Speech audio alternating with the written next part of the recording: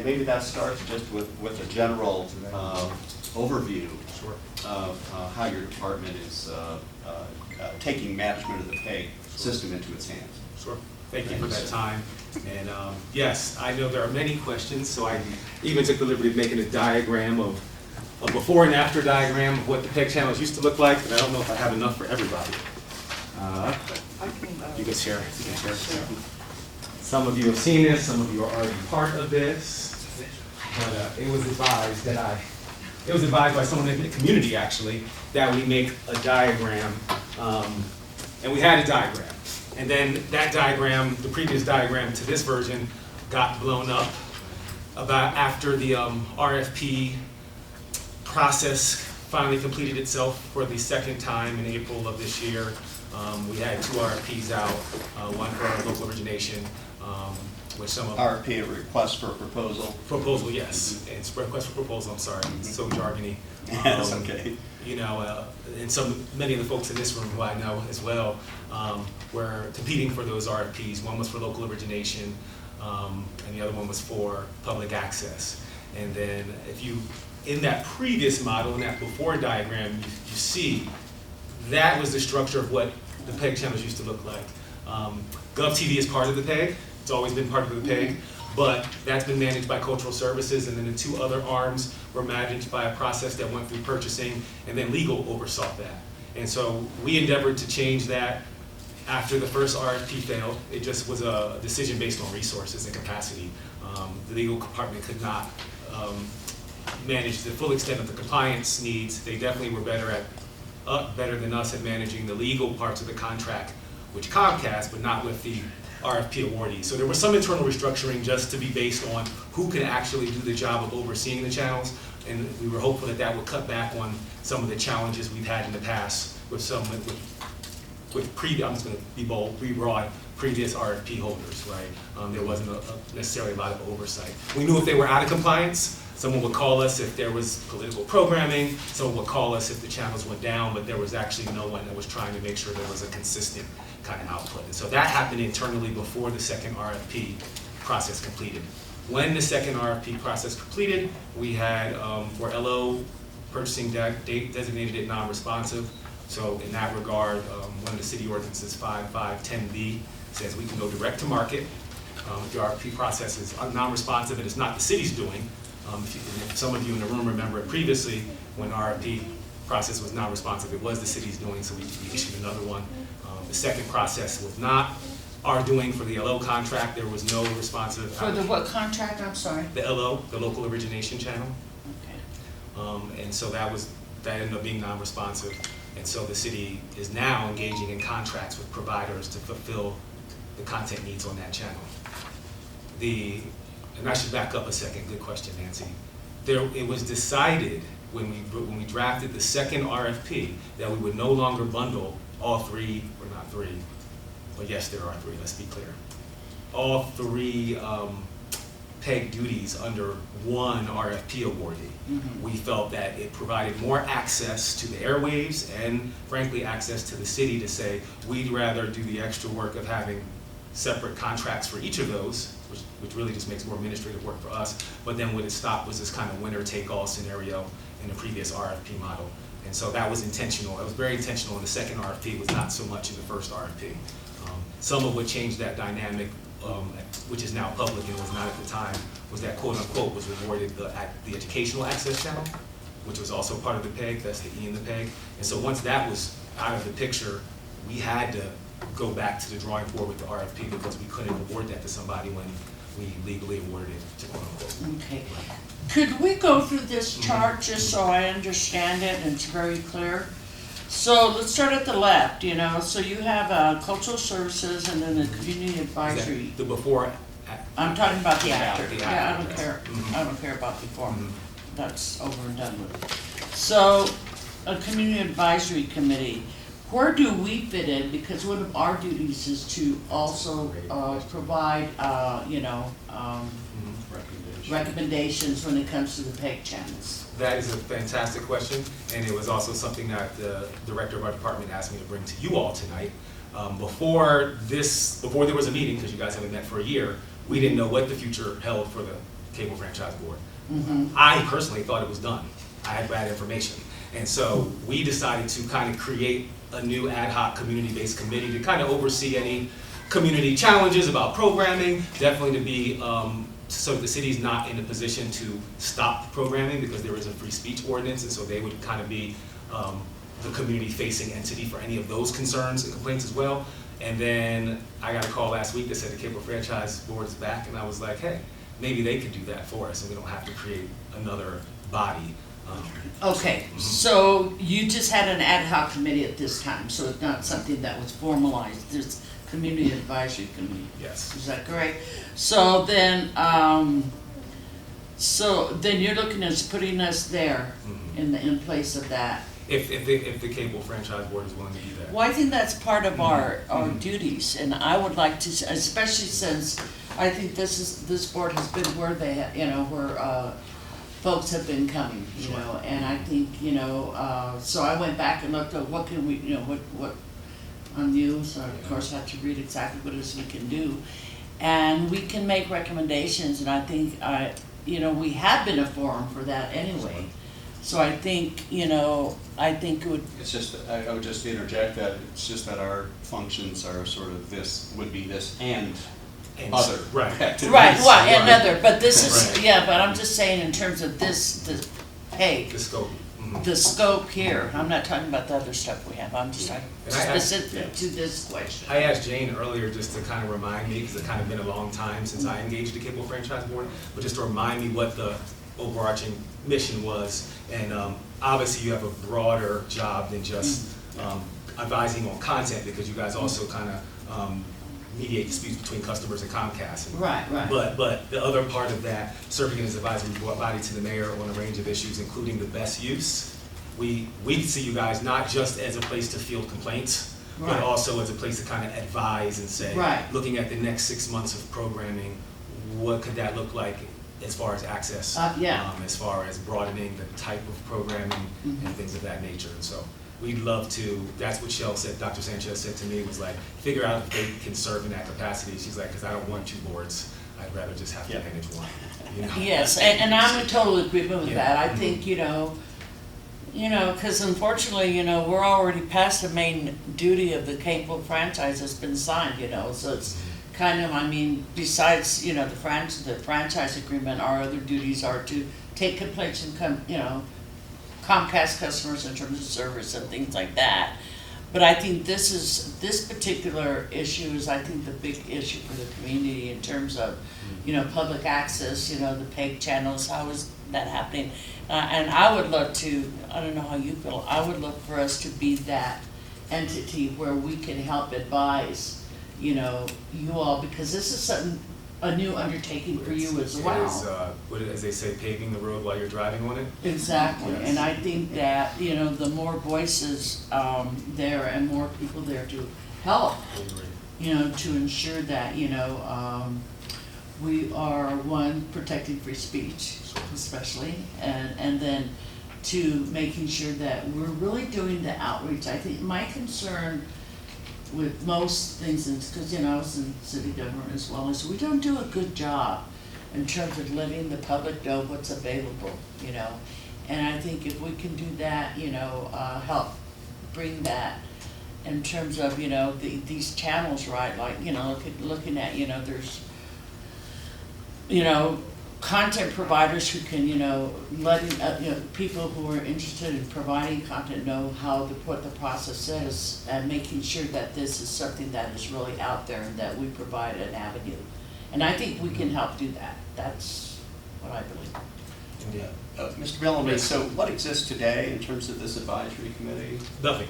Okay. We haven't even gotten there. Okay. And that's where I was Just I was might be trying on to, paper I was still. trying to give you guys a timeline, because, Okay. the timeline had been pushed back in a way that was out of our control, because after April, there was a successful RFP awardee recommendation. That's what those are. They're a recommendation that go upstairs. And so there was a recommendation that was made through the purchasing process. It went upstairs, and by the time it was supposed to come to city council after the summer break, the administration decided to go in another direction, which is their prerogative.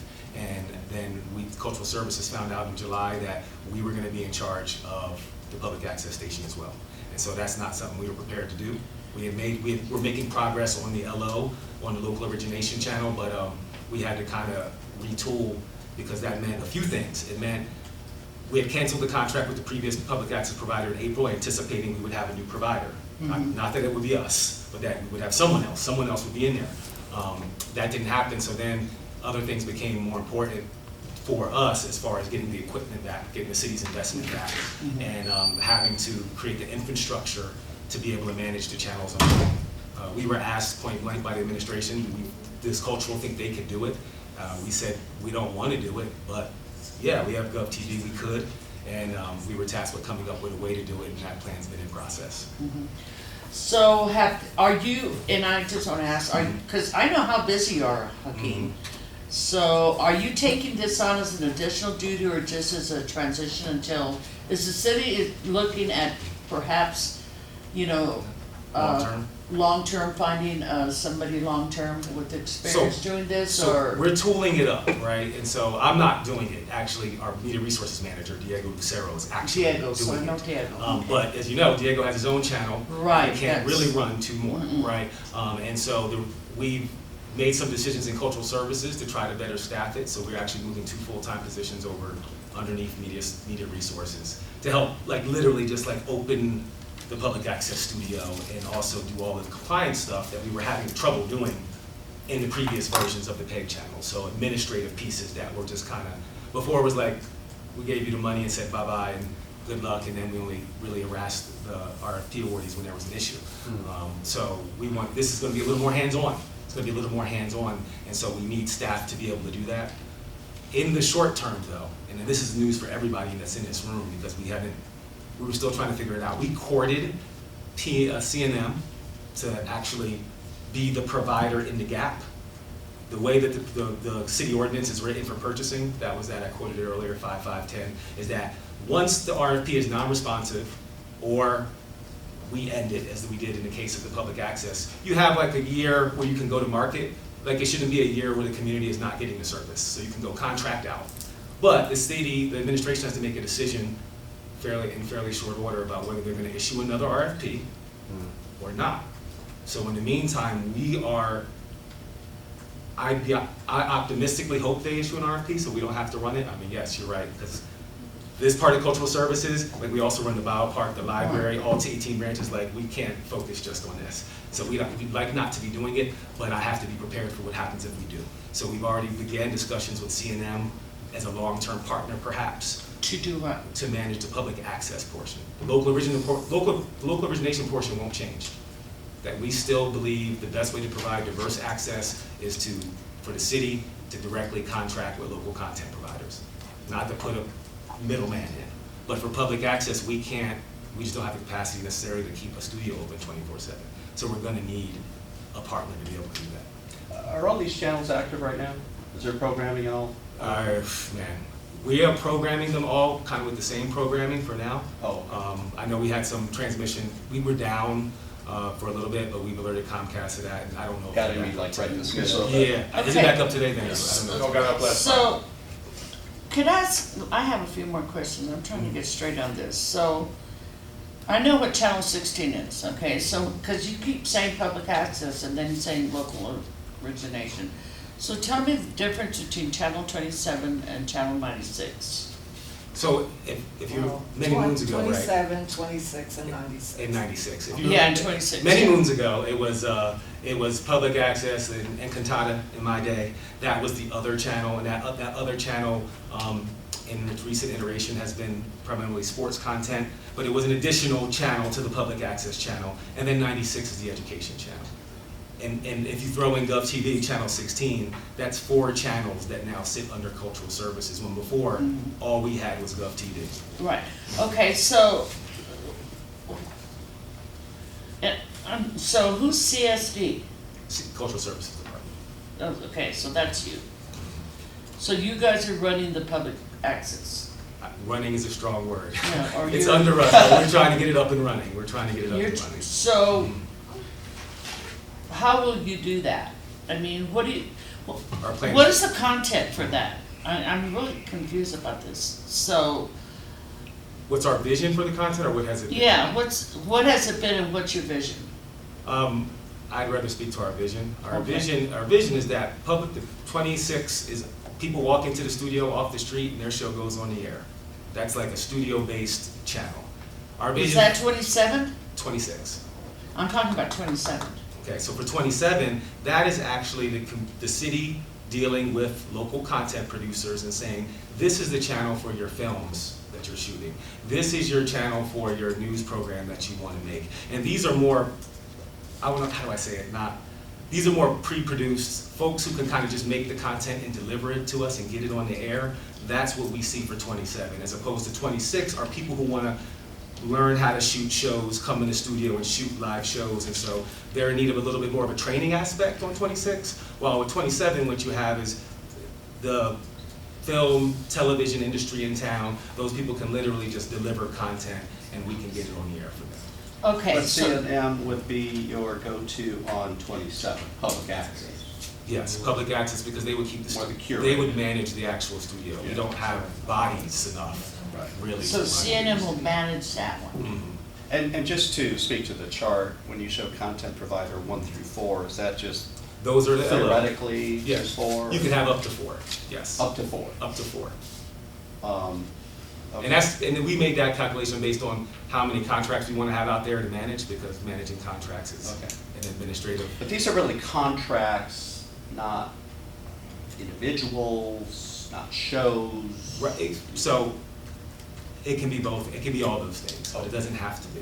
Okay, because I want an Right. example, okay, You're so. trying to cover a schedule of time. We're trying to cover a Right, schedule of time. Right, yes. so what about quote unquote in terms of Channel 96? Yeah, so their contract is a little different than those, because it doesn't come with any funding from the city. Like, they won that in the settlement, so they got a settlement amount and said, you can have this channel for your programming. And so, we've been in conversation with them about getting a process in place for doing that. And Legal settlement? yes, the legal Okay. settlement that was done about the end of the last calendar year. So look, they're a nonprofit organization that basically has a channel. Do they pay for the channel? No. Okay, it's just kind of I'm not an very sure. agreement. And so, what that did is that changed the very nature of the first RFP, because it was included in that first RFP. So when that was gone, we had to issue another RFP. And that's kind of where we're at now in the wake of that second RFP. But that doesn't preclude us from, let's say, you see the local content providers down there, the LO content providers. It doesn't preclude us from, if they have content that they want to submit to the city, and we would just have to pay for that other content the same way we pay for any other content that we're putting on those LO channels. But Okay, that's a so sep- 26, that's the a city separate will agreement. pay for the content. Is that what you're saying? Yes, we're paying for content on 26, 27, and we're financing 16. So if you think about what, if you think about what that used to be, so that previous contract was in the $300,000 ballpark range for the RFP. If you won the 3 channels, education, 26 and 27, then that's, your operating budget was somewhere in there, a little less actually. And it hasn't grown in a long time. And so what we've done, what you can see there, is that we've taken that chunk of change and now we split it into smaller bits, because before you give all that money to one person and now they're the judge and jury about which goes on the air. And So you have roughly $300K to run 16, 27, and 26? 16, not 16, Oh. 27 and 26, because the education channel doesn't have any funding. About 300,000. Yeah. Okay. GovTV's budget is not part of that. GovTV's budget is managed through the general fund for our department. Right. So So can you give us a budget for this? I don't have a budget right now, Or no. when you will Yes, develop yes, in yes, I terms of will. what's, you Yes, I know, will. okay.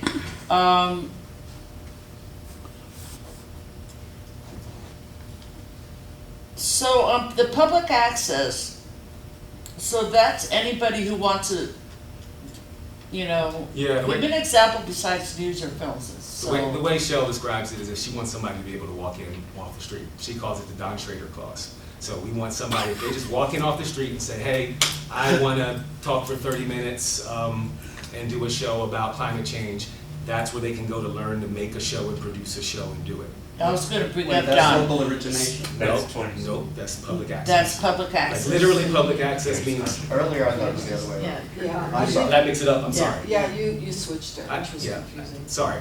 Okay. Let's talk in names, because I don't really know all the Yeah, so numbers. that's what I'm So saying. Let's public say ac- Don, let's public- say Don, come Right. and do it, because I was thinking about Don right away. Right, public Okay. access means we own that camera and you want access to it, we give you public access. Local origination means I made this movie at my home with my own equipment and I want it on the air. That's literally the difference. And CNN is engaged in which of these? They're not engaged. So it We are might be. courting CNN Courting. to manage the public access program. They're a big institution too and they move as slow as us, Okay. so they're not really interested in Thus the learning moving part it of forward for yes. about a year So- from now, so we're Okay, having to so- come up with a short-term solution to that. So which one would CNN be managing? Public Public access. access off the Okay. street. access. I think Public it was access. 27. Okay, so And who that's would what be it was, paying? so, and the city will pay for Yeah, who would stuff pay? on public access? Not producers, we would have a contract to run it, so we essentially pay somebody to manage it, like So, okay, CNN. the city will Like pay for CNN. management. Yes, like CNN. Okay, so that's, so Where the city will pay for before- management of Channel 27. Channel 26 is the city will pay content providers. Right, and so those are Correct. people who produce content, Mhm. and we can enter into an agreement with them so that we can air their content, and so that is really paying for programming. Okay, Not, the public access contract is not paying for programming. okay, so the 96, the ed access of quote unquote, there's no payment, No. but they're able to use the studio and do everything and use the equipment and do all that kind of stuff, right? At no cost, Yes. correct? Mhm. So they're able to utilize the equipment and I guess, and so, okay. And it's based I on wanted to make availability. clear on The problem with using, and this is, we're still in conversations with quote unquote, we're still in contract negotiations, is that, yeah, they can use the studio, but now you're in line with everyone else, right, that wants to use the studio, And so, we're trying to figure out a way that the city can better support them in getting their programming to air. Some of the benefits of putting all these channels in one place is that now we have access to the GovTV studio as well, and the GovTV equipment as well, And so it's like before these things were here's your cameras, here's our cameras, don't ask us to share. And now the arsenal's a little bigger, so we hope that that's gonna create a little bit more access to both equipment and to programming and to the Okay, so I wanna get into that, because in the equipment, where's all the equipment that was, you got the equipment back from the previous people, right? We got equipment back. You got equipment back, okay, that sounds kinda weird, but I probably know what happened there. And then the second is, I have been down to, I've been at Channel 16, that's not a lot of space there. So what is, We still does it- have 519, Huh? our building at 519. So 519 Yes. will be available then, Yes. that's how it was, Yes, that's so, part of the plan. is that where, a lot of the public access and Yes, quote unquote, and everybody can go in there and utilize that? And you have somebody to manage 519? that's what we're trying to figure out. So that's the issue right now, Right. right? Is finding someone to manage it, okay? So does that mean? And so let me clear it up. The city will manage the building. That's part of we got out of in getting out of those RFP awards, we also got out of the landlord and leasing business because that building needs to be better taken care of, and it's our building and we should. So we will be a facilities manager there. We'll have somebody there. I'm not talking about on facilities site. management. Studio managers I'm who talking need a about contract studio. for, because we don't have the manpower to do all that.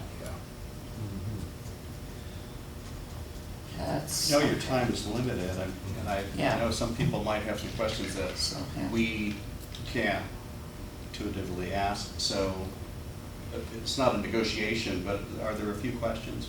Yeah. One each, I yeah. think you described 26 and 27, but you didn't describe ed access. Ed access. So I'm just wondering, in terms, in the past, UNM had it and they did stuff on it. Could you speak up, honey? Oh, okay, sorry. I'm just talking about educational access, and in the past, how, when it was under KNME, I believe the city had allocated like $75,000 for it, and then later, I guess it went to UPublic. and so UPublic ran it the way that they did, and UNM did more other things, children's programming and lectures. So I have a vision for what it can be as well for quote unquote, but I'm also wondering, like, with the city, what is the city, what do they see, what do they want, and also envision for educational access?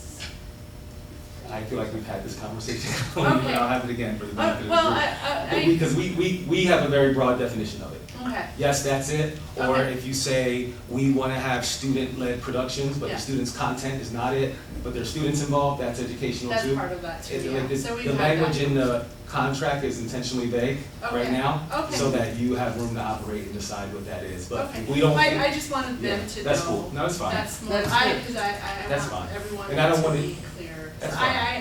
I have a good understanding of that. And we don't want it to be, and we're not afraid, I'll say, of it being duplicative. So just because PBS does it doesn't mean we can't do it. Yeah. We need someone to do it because frankly, it hasn't been getting done Yeah. in the previous time. And just because you mentioned Canopy, do they have any involvement at this time? No. Okay. Other than they're willing to, I mean, this is a different conversation, but we're in different conversations with them about, in the future, collaborating on content. That's more our production teams, our GovTV production team, and them, we don't feel like that's ever been a very intentional partnership in the past, so the city's trying to do some things with it. They have a similar mission. Yeah. See the sense of that, yeah. They also did tell me that they were willing to allow us access to their studios if we schedule it in advance so that we can use the space. Ah. So that's. Which studio? KNME studio. Oh, KNME But studio. just planning out in advance, not necessarily their equipment, but their space, which would be helpful for us. Okay, cool. And part of what's interesting about the possibility of working with CNN, I don't mean to say that that's a done deal, we've been in talks with them and it's promising, is that they also they give the city more capacity with studios.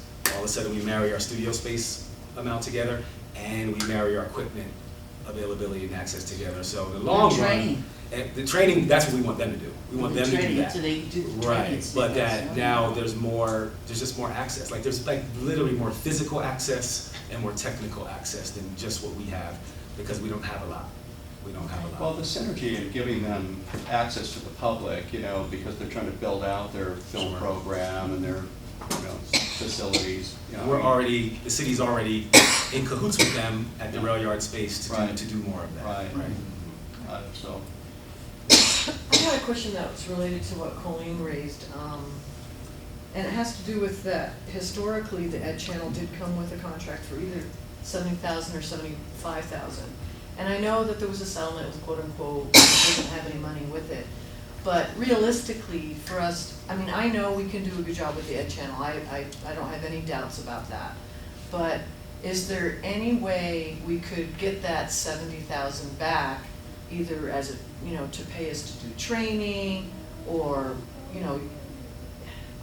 come up with a word that would not be in violation of the settlement, and yet would give us some bare bones funding to serve as this content, we're kind of a liaison to the community. We have more than 3 decades of experience. We have relationships with this community, with producers, and we've been shut down for over 7 years, so the emails are old, the cell phones have changed, we're getting the word out, and it's a passion, it's a labor of love to do that. But, like Don Schrader was one of the first people I called. I'm just curious, Hakeem, is there anything restricting them from raising money over the channel? No, we encourage them to raise money. I mean, underwriting. Yeah, that kind of thing. Okay. I'm just wondering to what extent there's opportunities Sure, for there's raising always money. that, but Yeah. previously, Yeah. KNME had a contract with the city to run education, and was given somewhere between $70,000 and $75,000 a year, Yeah, I know. which isn't very much. I Mhm. mean, compared to, we used to get like, what, 270 grand? So you could hire 10 people to run, 2 studios, 7 days a week, Yeah. 6 days a Well, week. we're curious at looking at the budget. I can Okay. understand that better. And also, if you don't all mind sharing the settlement with us, I'd like to look at the Yeah. settlement. We can share it too. Can you share that? Can you share the settlement with us? I'm gonna give you the name, but I'll ask her to reach out to the Cable Franchise Board. Ms. Kinzer Jackson is our attorney on that. So when you hear from her, Okay. you're there, yeah. Okay, and, well, Jane will make sure we get the information, so Jane would be the main person Thank you, Jane. contact. Yes. Before Mr. Bellamy leaves. Yes. I did see the draft of the education channel contract, and there was a line in there that concerned me. You know, in the past, there was a provider contracted, and now it looks like the city's gonna have more of a role. And it said before production can commence, a city representative has to sign off on all productions. And to me, that sounded like gatekeeping or censorship, and I have a lot of love for the current administration. Sure. But we don't know, you know, the political winds do change. And so I'm not So sure we how caught- smart we caught that would be. too Oh, in good. the most recent draft. So mainly it did not make it into the LO ones, and some of that is just lots of drafts going around. But in yours, that's a conflict because there should be a free speech provision in there as well. And so I think sign off is the wrong word. We have to figure out better language for it. Okay. It's more like be aware, be informed, maybe, you know, and some of that language is just Okay, boilerplate in all of our partnerships, but we actually need to go back and make sure that that free speech provision, Okay, we just make talked sure. about it last Okay. week, about making sure that that's also in the other PEG channel contracts. And for Thank the you. existing ones, we just have to add it as an amendment, you know, because that was part of, you know, the victory of that settlement was that it impacted all of the other channels as well. Impacted all. So that's a good thing, because that's what was being raised at the last meeting, was Mhm. that issue. Thank you for bringing that up, because I didn't have my notes with you. well, so. see, public access has a history, you know, the history was you watchdog City Hall, you watchdog the police, and if the city's gonna be the gatekeeper, they're gonna be motivated to protect their public relations and maybe censor, and we don't want that. And that's why at the very beginning, I asked that we be, Sure. you know, that advisory. That's the role we Committee. see of that committee. That's So the if role if there is a ours. challenge from the community, and they're like, hey, the example I've been using internally is like, hey, I went to all your classes, I checked all your boxes, you promised me my show was gonna get on the air, and it didn't, and I've been waiting for 8 months now, and now I'm gonna file a grievance with the Cable Franchise Board or Advisory Board, whatever you call it. And that just kind of makes the city step back, and then they get to say, you know, either, you know, they'll obviously have to talk with the contractor and say, why isn't their stuff on the air? Like, kind of, you know, do their homework in that regard, but we don't want to be part of that. I think that should sit out in the community, so. Right. Cool. And it helps, just like you said, That's the awesome. next administration will have different values, and you want to make sure that you put something in place that's not. Oh, is there a question back there? Yes, I'm here because I really am in support of, you know, the nonprofit organizations that have been participating in, you know, having public access for many years, and I was also trained as a programmer, quote unquote. So I'm in here in support of Colleen herself, and also all of those that put in energies and everything into making that a very successful and, what would you say, a nice place to go, you know? And my question is, and this has been the one ever since day one, can you truly own the airwaves, I mean, the frequency? Is that part of the, to me, that's like the foundational point. Is there going for ownership, you know, because once that happens, it seems as though that then it's gonna sort of escalate into content, you know, ownership. And sure, if, you know, rules and regs have to be in place. I mean, all of us know that as, you know, working adults here. But I just feel as though that there has been a step backward in, you know, having a real organization in place that has good education, because $68.8 billion has gone to the Department of Education. And in my R&D, and I am R&D on there, by the way, on the list, is that most of that has gone to the military. And to be honest with you, I feel as though that a 7-year-old in any village, land, continent, organization or whatever, they shouldn't have to be studying more and they were paying for it too. So it's sort of like, I'm really for content also. And I'm just wondering, who owns the frequency for all of these channels? Well, we're talking about a private cable system is what we're talking about, that has, that we procured the access to as a right of giving them the franchise. So really, through the law, we've got some channels on a private carrier, but they're public, and so we're managing the public access. Yeah, the channels really still belong to Comcast because of what Yeah, you said. technically. But in the law, it would probably be like an indefeasible right of use, so that it's a long, there's a property interest. Not everything is, we learn in law school, fee simple, like you own it outright. This is a pretty solid ownership interest, and this is why when we negotiated the Comcast ordinance, the city was able to keep all the channels it's using, and that's what creates that property interest. Now, on the iNet, I'm gonna say this one more time, because, we have to fight for the actual ownership of that fiber, and so we do own that. But that's not a frequency that is, ultimately, controlled by the FCC and owned by Comcast. We're just talking about the internet connections between the city. That is now, the last mile is owned by the city, but Comcast owns the backbone, and that's why we're paying on that. So that's a little capsule of a lesson on ownership. And speaking to that very quickly, Mr. Bellamy, isn't this online streaming and archiving, isn't that actually rather infinite? So I don't have it in front of me, so I gotta get closer. Oh, you got Comcast, so Right. we're going out over cable, Sure, but then yeah. we're going over. So that part, thank you, I couldn't see it from there. So we actually, and first, I'll interject here, thank you to Jane and everybody, like the city definitely went toe to toe to make sure that we were able to keep the real estate we had, to your question, the digital real estate and the footprint we had.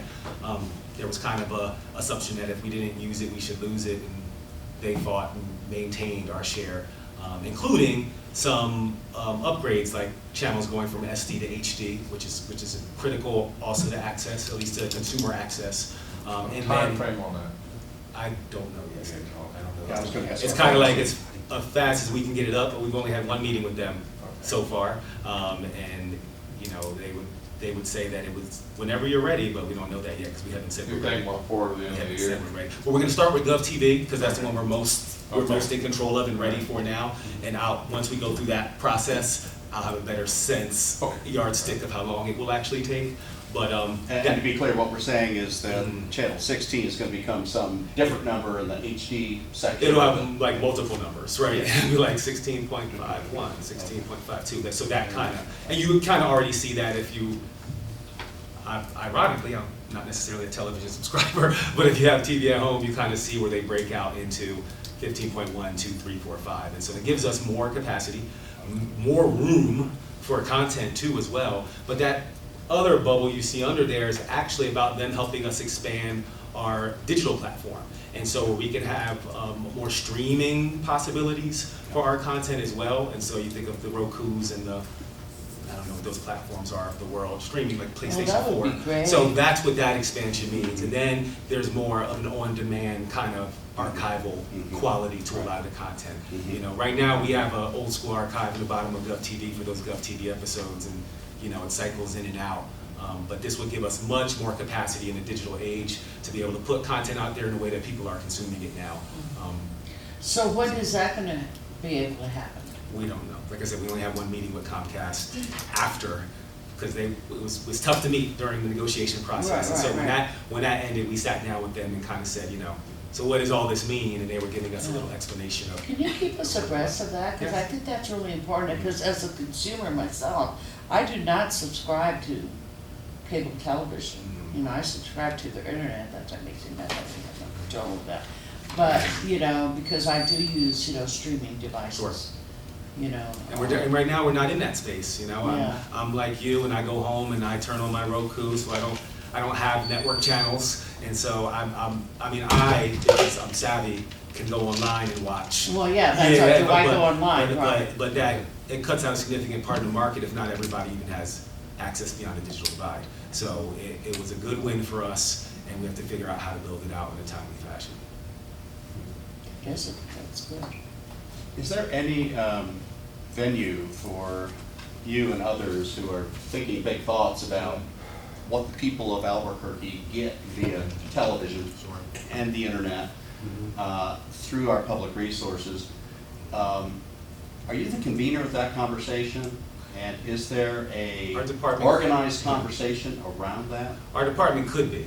We haven't been because it was kind of like here and hurry up and build it. So we've been in like our bulk of our time has been spent more in getting our technical capacity up. Yeah. Again, I say GovTV didn't plan on having to manage the stations, so we had to kind of work backwards. And that includes working with Comcast to get the fiber in the right place and head-ins in the right place for us to be able to even do it. So that's what we've been preoccupied with this summer. Our intention, though, is to, well, that's what the advisory committee was about. So That's if you guys are going to fill that role for us, then we would work with you guys to help create those spaces Yeah.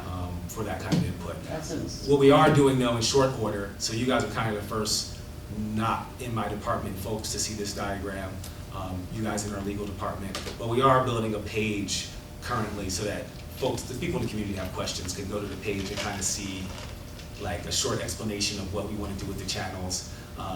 We probably won't put a timeline up there because timelines always change in city government, but that diagram will be up there. And just a place for producers. Right now, if a producer walks in off the street, and if they call, let's say the previous provider, they just tell them to call us, and then we kind of have an email conversation with them, but the rest of the public doesn't really know how to get their ideas to us, and so we're still building all that. Right now, I can't have GovTV necessarily having all those coffees right now because they're really trying to get the studio up and running, but at some point we want to be able to go through all of those inquiries and requests and say, how do we push these people to the right channel or the right door? I like calling them doors because to me, all that diagram says is that before there was one door into the airwaves, now there's 4 or 5 doors into the airwaves. Well, and the doors to the public, it's just like, the capacity is just unlimited, and, I mean, it creates other problems, but Sure. but the constraint, the limited number of channels you were dealing with in the past is really a problem that's gonna go away. It's just how to use, with the limited resources we have to exploit the opportunity we have. I have a question for Jane that's kind of on your behalf. Aren't we getting a lot more money out of Comcast now that we're in this new arrangement? And if I read that correctly, what does that mean for the? Okay, so the franchise fee stays the same because it's mandated by federal law at Right. 5%. Oh. But what went up was the PEG fee at 62 instead of 44. And some of that is going, or I would say the majority of that, but not all of it, is going to pay the fiber access under the fiber agreement. This is what I was trying to explain last time. It's a little bit esoteric, but if we didn't pay for the access, then it was kind of understood that Comcast owned everything. The whole, even the last mile. And so now that we're structuring it this way, then the ownership lines are clear, and the city has to pay a fee in order to have that ownership right. But it's better than being kind of drug dependent on Comcast. One of the government people said the way it was before, it was like a drug addict relationship because the city depended on Comcast for that access, and then Comcast said, okay, we'll take it away, now you have to pay for it. So, so we negotiated the best fee, but we did get the ownership. So there is some additional money, and then I should also bring up that the city has run a surplus, and we had talked about this. Yeah. It's a sizable surplus of about $1 million in the Comcast CIP fund, and the administration is aware of it, and I don't know what the latest conversations are, about it, but, you know, obviously, the city government is going through some transition and, with regard to the operation of PEG, and so, you know, that money is a nice little nest egg for And that purpose. that's an injection into the PEG fund. Yeah. And so we can use that for things like studio equipment even, but mainly infrastructure. And part of us becoming landlords again at 519 meant there's some remediation we have to do there because people are in that building. And so for my friends in the room, you know that it's never had a elevator, right? So there's things like that that we really need to figure out because we need to figure them out. And so I should say also that the difference is 18 cents, so I would say probably 12 cents goes to that fiber agreement. So there's a 6 cent surplus plus the other 44 cents is still going to, you know, To the pay. usual public access and INET. So about 50 cents for PEG. Yeah, I would say, about 50 cents. And that the city has in the past spent about $400,000 of the PEG funds every year, which is about the revenue that it receives. So not all of it goes to public access. Some of it is going to the INET, and some of it is going to GovTV. I haven't really parsed that out. It's going to some of the facility-related expenses of GovTV, you know, and so that's how you add up to $400,000, because the city is not paying $400,000 every year for equipment. So there are some facilities-related costs that are being covered by the PEG fee in the past and will continue to be covered by the PEG fee, right? One example is that is in my tenure, we had an issue with one of the transformers in the back, and that turned into a place where folks would like to sleep and like leave their stuff during the day if they were suffering from housing insecurity, and those things would catch fire. So we ended up putting fires out there on almost a monthly basis, and we finally made a petition to the IPEG fund to put a fence around that. And so those are the kind of things where we say, hey, we should go to the fund and do some building repairs, you know, or the AC goes out or things like that. That are important, because if the AC goes out, now the equipment's overheating, and now, so you're gonna buy more equipment or you're gonna fix the AC, right? What are you gonna do? Who runs the IPEG fund? So that is something that changed in my tenure too, and it's not, I guess prior to my tenure, there used to be a committee Right. that met. I guess I remember I'll leave it at that.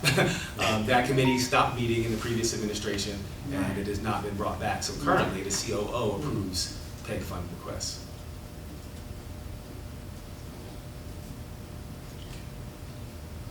Yeah, I remember there was a committee, yeah. Can I ask a quick clarification? What is the CIP fund? Oh, I'm sorry, it's capital improvement Yeah, projects, see, and that is the type of fund that the PEG fee, now it's gonna be 62 cents per subscriber per month. That's where that money goes. It goes into the Comcast Capital Improvements Fund. And the franchise fee goes into the general fund. So the franchise fee goes to, you know, parks and cops. Can you say anything more just about the timeline that you're working on right now? I Upcoming wish I deadlines, could, that like, kind of thing? as fast as I can, but that's not a sufficient answer. I mean, I say as fast as I can, but as fast as we can. We've got a contract with ProView. They're one of our local origination providers. We're trying to close on a second one, and I saw that paperwork today.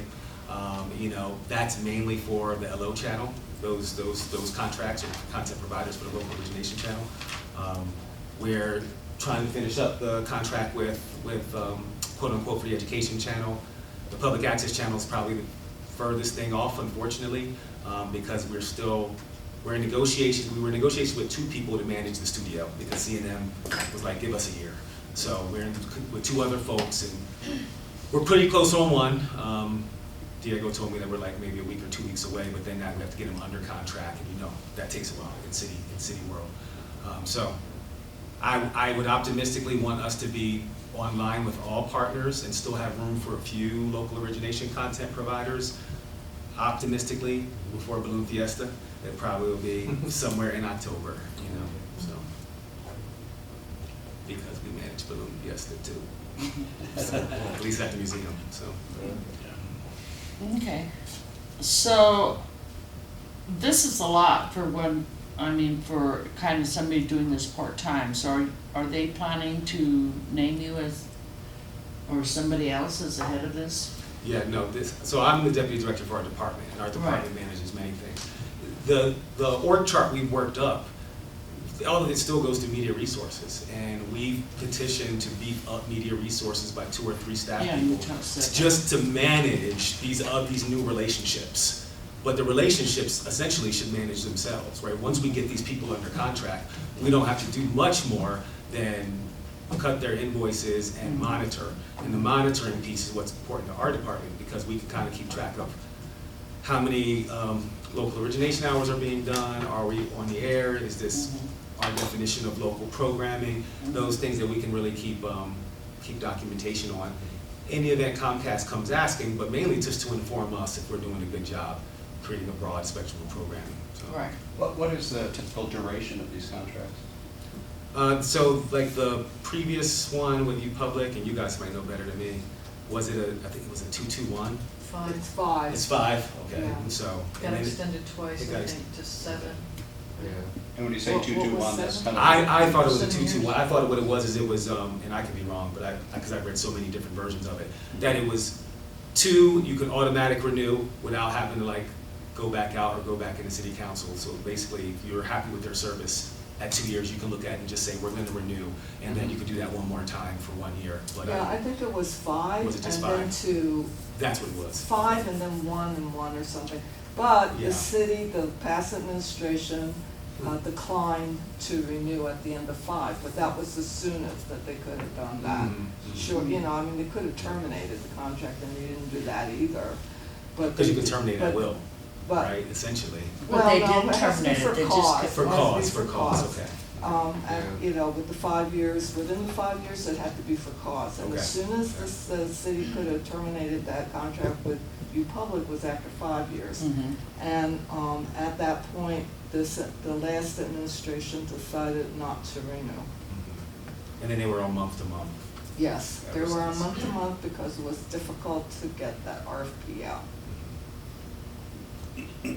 And that's when it could have been cut off at any time, and it was, ultimately. Eventually it was, yeah. Yeah. I'm just curious, do you have any dealing with Comcast directly? Only after the settlement agreement, we did not before the settlement agreement, but after the settlement agreement, we had met with them once. We met with their local team, and that was, the main point of that meeting for us was a technical meeting, because we're still trying to figure out head-end things and fiber things to do this. Right. And so we really needed we can't do that alone, and so we needed their partnership on that. We, at the end, kind of got off into other topics like this archival stuff, and that's why I don't have any good answers about how long it's gonna take.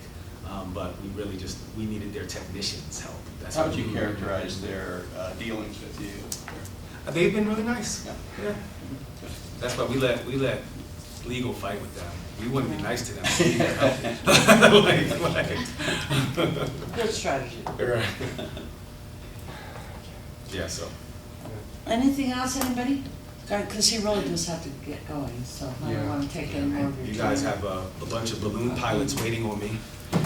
Okay, well, thank you so much. Thank you. Really, really appreciate you. Oh, you asked if anybody had another question. Yeah, do you have one more?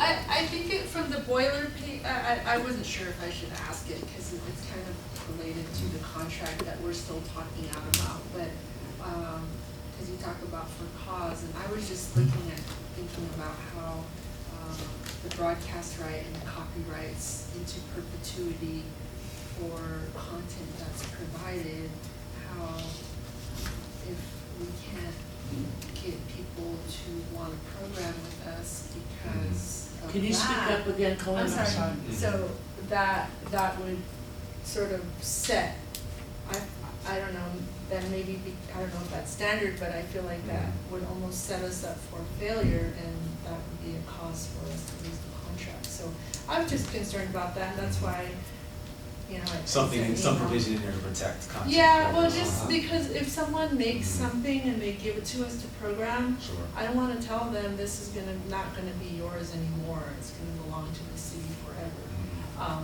I don't know if a duration, because usually IP rights or certain IP rights are given, for a certain period of time. So that was just, a concern and, It's, so I mean, just. it's a good concern, it's something we should probably look into with our other agreements as well. Right. Right, because if I'm a filmmaker and I'm hoping to get picked up for distribution at some point, you know, well, actually, maybe the other way around or something, but Right. I just don't want it out there forever, and I want to Right. be able to like pull the plug on it if I can, so. Right. I mean, our interest, and this is where we have these conversations Right. with our legal representation, our interest is not in the IP. Like, Okay. we want people to be able to Okay. have their IP. What we But- don't want is for them to come back and sue the city if we air it or when we air it, and so Right. those are Right, the, right, I mean, right. we're always trying to protect. Yeah, so I understand that, and I understand also the importance of archiving stuff, because it is very important for people to see the past and to go back and be able to see the past. So, maybe even changing the clause to say if it's re-aired, it's because it's important. I don't know, like, how to address The that, but it producer is, should retain ownership, copyrights. Right. Privileges. yeah, so Yeah. that was just, I The way just. it's in the weeds, y'all, but currently, yes, they retain that, but what we get is the opportunity to air it as Sure. needed, as needed. Okay, Sure. okay, so Yeah. maybe I wasn't understanding of that, but I just, that was just one of my concerns, and so I just wanted to, I wasn't sure if I should bring it up here or in. No, but you can bring it when we meet, and I sent you an email On when Friday? we can meet, it Okay. has to be in the afternoon. if you Okay, can do it. that's fine, Okay. yeah, And I sent you another draft, okay, because I sent you gave me it. Read your Okay, email. Read your 1:30. email. I'll go ahead and do Read your email, yeah. okay, I will. Okay, last question. Do you have questions for Hakeem or for us? Well, I mean, I just wanna bring up that I have a concern and I'm not sure when to air it, but I used to work for quote unquote, and freedom of speech was very important to us, but times have changed. And the alt-right and white supremacists and white nationalists use freedom of speech as a cover for hate speech. And I will not work for an organization that will allow hate speech, right? So how do you be for freedom of speech but not allow hate speech? And so, like, I don't want someone to say, oh, the channels are back up, you know, and some alt-right, you know, anti-Muslim, whatever, wants to put that content on. I wanna be able to say, well, we're not gonna put that on the air. And then they might complain to the city or to this board and say, hey, you know, freedom of speech, I should be able to put that on there. So that's something we're gonna have to wrestle with, because I assume, I know you, I don't think any of you want hate speech on our channels. So that's something we're gonna have That's a to deal with. discussion we need to Well, that's have, why I I don't think really that's, buy yeah. this idea that you can just Sure. walk onto the streets and have the public soapbox that's provided by the city, because Yeah. it's a megaphone, Mhm. and it takes responsibility Mhm. to have access to that. So there's gotta be a little bit of governance when it comes to that. Yeah, and the federal law does have It does some have. guidelines on that. Yeah. And so other cities that run their own channels have procedures that address those kinds of things. And if there's a disagreement, that's where the cable board or some kind of appeal board would come in. And this is what Hakeem has been saying. But, you know, from a legal perspective, I want to say that our legal department can totally support this model. And it's been done in other places. So do we have those policies in No, place we're now? still writing them. still because- writing We're still writing them. Well, get on it, Jane. We used to let the RFP awardee write them, and then the city goes, hey, well, if you don't get on the air, you can be mad at the RFP awardee, the city didn't do it, it's not we wash our hands in it. Now we put our hands in it, and we open ourselves up to those kind of things. Yeah. We think it's worth putting our hands in it to make sure No, I that totally- there's more access. But it goes back to what Colleen said earlier, that's why the word approve was in there, Yeah. to kind of, so the city can say, Yes. whoa, we're not gonna air this, but maybe approve is not the right word, maybe we can fight it There in are the gonna free be speech guidelines. provision, yeah. Yeah. Right. Yeah. So, okay, thank you guys. I gotta run. Yeah, you gotta run. Okay, Thank you so thank you. much again. You really. I know, good to see you again, I haven't seen you in a long time. Yeah. I need to get your email. I know I have yours, and we're missing a third. Yeah, Brian isn't here, but I'll Okay, send Jamie, you give me his. everybody's because Yes, I'm of happy course. to answer more questions, and you guys can come. Thanks so much. Okay. Thanks, Hakeem. Good to Don't see go all of too you. fast. All of you, and I'll see you soon. Yes. Yes, thank you. Be careful. I'm leaving my bag. Oh, then you must be Michael. I have your, Brian's not here. I have your, phone number, I'll just text you my contact Is it information. 615 Yeah. still? Yeah, okay, yeah, I you have got the right that, one. yeah. Thank you. Thank you.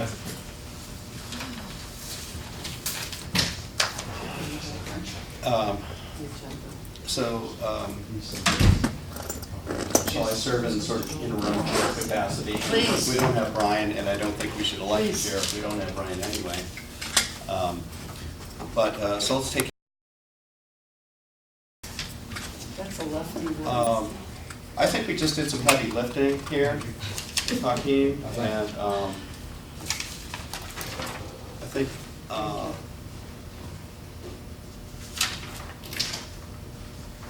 let me look at the, let me look at the agenda for a second. Yeah, we did we're not doing election, we're on number 3, and we Yeah. did A, so, Because that's the operation Yeah. that We- was, you just- that that was was our developed discussion. on that one, yeah. so we're on posting information by under speed on the Yeah. website. So I confess not having any background context on this, Jan, I'm Okay, turning so to you, this is Brian's Yeah. project. Okay, And I did some research this afternoon, and I can hand it out, and you can act on it next time. if you Okay. want, or, you know, okay. That's good. The gist of this is Comcast provides internet, and you should be able to know how fast your internet is. yes. Yeah, and Oh, and most people, like, I go online and I'll do that, because there's several sources online that There's all you can kinds of do that. free tools to There's do free that. tools to do that with, to check what your speed But is. it's, in a way, it's part of the education of the community to Yeah. understand about internet speed, because it is connected Mhm. to data caps Mhm. and net neutrality and open internet. Right. So first of all, we have to understand about the speeds and what speed are we getting. Then we have to go to Comcast and say, you have an 850 megahertz system, you better let everything flow through, because that's our understanding, that But aren't size they of pricing it system. by But speed? they do have data caps, and it's up to the community to complain about those. Mhm. And they have complained to the city. Mhm. And so this would be a topic for you all to host at some point perhaps, you know, that's up to you. But, so this is a little draft Mhm. that I wrote up Got it. because it explains a little bit quickly Yeah. what this testing tool does. Mhm. And then it gives, so my clients are concerned that the city not endorse any of these testing tools. You said No. free, I get good reviews. And they're free, Yeah. so we're not giving a free advertisement to a commercial entity. All of these are, free. And then. They're all advertiser supported. I think one might be advertiser supported, and the others are just doing it because it's connected with some other things that they're doing. Mhm. I think though that Ookla is advertisement supported. Mhm. So anyway, so those are the websites where people can do the research, and then I looked at all 4 of them, and I saw 3 of the names pop up more than once, so I put those on. And these would be there. links. Those are not linked, so I can fix that. But they So, could be. Yeah. Yeah, they make could them- be- Yeah. That And could then, make them. I like this, to take out smart from there. Okay. Okay, I'm glad to do that. Many consumers, it's just that many smart, because you say, well, because I don't do that, I'm not smart. Okay, Well, so sometimes that's they're- that's really a good point. Yeah. And then the bottom part is where the Department of Technology and Information wanted me to Oh, yeah, make that definitely do clear. that, make it clear. But this is a should draft. there be one other if there is a problem? Mm-mm. So what if they do their test Oh, that's a good point. Well, there's two Let me questions. pass these out. What should they reasonably, like, what's a good number? Like, what would they reasonably It expect? depends on what your speed is, what you purchase also, there's a lot of, Comcast gives you, you can purchase I know, but there's no- is it two? I'm struggling here because there's no. Well, it like, depends on the guide number of when it people comes in to your the- family. Okay, I have this. And the upload, download speed, I have Comcast, so I have 70 megabits up, or I'm sorry, 70 megabits download This is and from 6 megabits Comcast. up. And I'm just a single user in my household, but depending on how many other children, wives are connected, it could go This is anywhere different. beyond $100 a month to have everybody access that Yeah, that's what I'm point. saying, they have different, see, I'm like you, I'm a single user, so but I do have 2 TVs and 2 iPads and 1 phone, So but there's, maybe 2 So TVs. these are their. And then they package everything too, if you have television and I internet. don't have television. And telephone, they're bundling, and they tried to do that with the city initially to get us to bundle, Right. and we looked at it further and said, no, we don't want to pay for, things we don't Nancy, I know need. you know this already, but there's an article. And so there are a couple of issues. One is how much bandwidth or speed do you need at the moment in order to do what you want to do? And so that's what that grid shows, the page. So if you're watching, if you're just checking your emails once in a while, you don't need as much bandwidth as somebody who is a gamer or watches videos. The other issue is in a billing cycle, how much bandwidth are you using? That's where the data caps come in. And then a third issue is how much traffic is on the internet at any Right. given moment. That's where throttling comes in. So the city's position in the negotiations was, if you have an 850 megahertz, you shouldn't be doing data caps or throttling. But we have no control over the data caps because that's internet. That's more like a bully pulpit thing for, for the board. So does that answer any of your questions, Mike, or I'm not saying no? Well, yeah, but it's a little bit of a conundrum. We're saying we disagree with your business model. Oh, okay, well, that's up to you. Well, I think, I don't we mind could- saying that. All right. I mean, unfortunately, the FCC doesn't allow us to, monitor them or to have Yeah. any say over what the heck they do Well, anyway. Yeah. So I think this, the other stuff is great, but I think, if, we just say this is, we know that people were asking, about, and we gotta make it clear,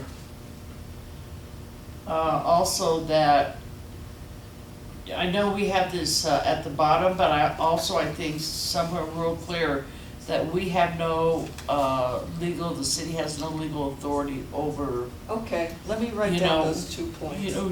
we need to make that clear, because the city has That's a absolutely good- no legal that's good. authority when it comes to the telecom That's good. Yeah, part of the, but you're- of Comcast, But we is want to strictly hear their cable. complaints. We want to hear the complaints, and we want to pressure Comcast to serve our people well.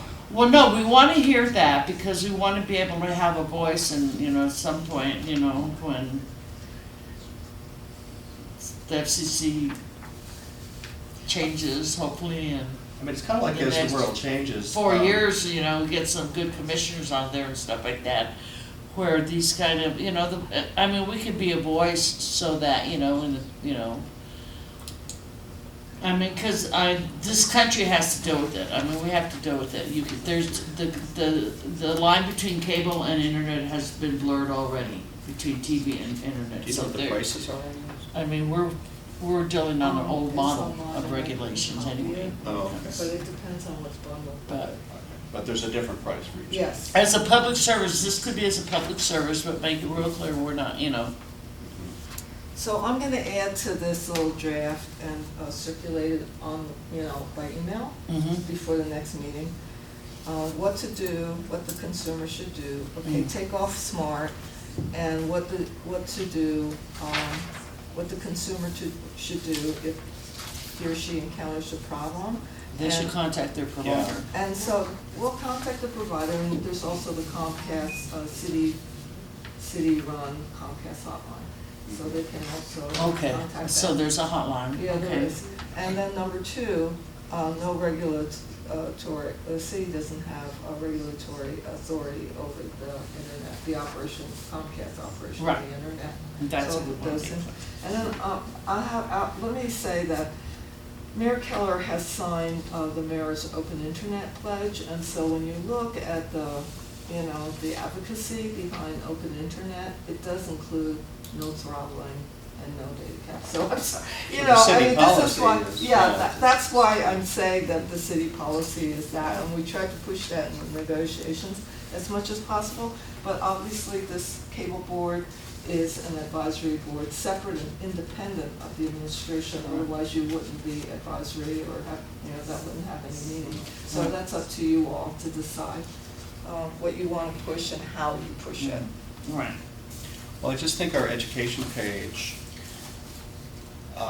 has to get people this information, like what's the yardstick, and, well, I guess this information comes with it, Okay. like how to understand the Okay. yardstick. I'm gonna Know what I ask mean? somebody from DTI to write up something like Yeah, that, rather I than. mean, I know it just became a whole nother webpage, but, Okay, no, I think that's cool, that's Mhm. cool, and we But can do otherwise it it'd in just a be- draft form, so you all can see it Mhm. before we publish it. Okay. It's your webpage. yeah, Okay, yeah. cool. But I think it's a great project. All right, so let me put number 3 is explanation. And I think we could even have, that we are in agreement with Mayor Keller's, signing of the open, and what is the open internet pledge? Or maybe even having that. So, Is that online? yes. It's on the mayor's. It's on the page. mayor's page, Mhm. we should have a link to it. Okay, cool. Okay, link to the That's number mayor's 4, right? page on that. Link to, Uh-huh. Want to read mayor's more about the mayor's Yeah, open internet. internet? open internet pledge. Okay, and then explanation of fees, speeds, and what's that other thing about, how much do you need, right? Yeah, well, these kind of go together. It's like you're trying to understand, well, what's a good number, right? Yeah, What's yeah. fast, what's slow? Okay. What does that mean? These are just public service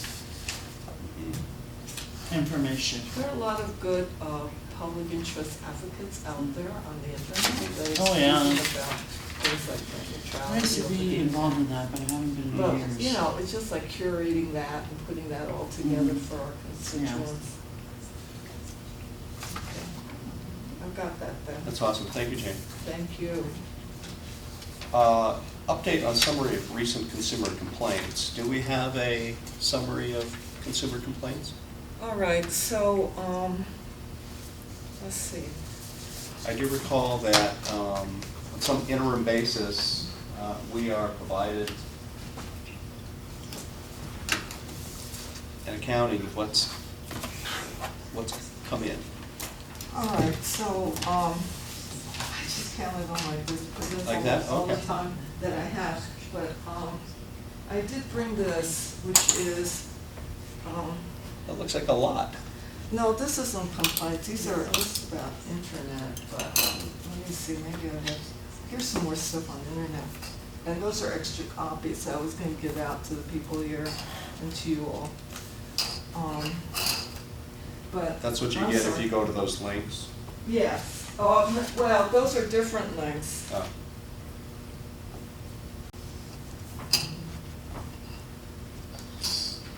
Okay, so this is kind of history, and this is the last pile of stuff I have.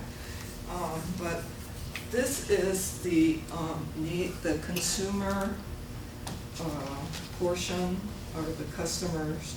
Oh, this is something, we did this back in 2016. Yes, this is the customer satisfaction or dissatisfaction. That was, Portion of the needs assessment, so Right. that just gives you an idea of, and that's not the whole needs assessment, but that's just the this was customer. done, Yeah, So this was, 2016. this was done in anticipation of the contract. Right. and Yes, I remember that. and so I have that for you just to, provide some terminology to you all, so you know what are the areas of consumer complaints. So then, the city has a hotline, and it's, we call it a hotline, but you can submit complaints either by email, through the webpage itself. You can call a number and submit a phone number and submit a complaint. You can write letters. So, Wait, through a just to be clear, this is the data that goes with this Yes. report? Yes. Oh, okay. So it's historic at this point, but It's historic, but it gives you, it's what you're measuring and what you're yes, counting. and that's what we were negotiating. Okay. When we were negotiating, we were using that to hit on certain consumer issues Yeah. and see if they're covered, Mhm.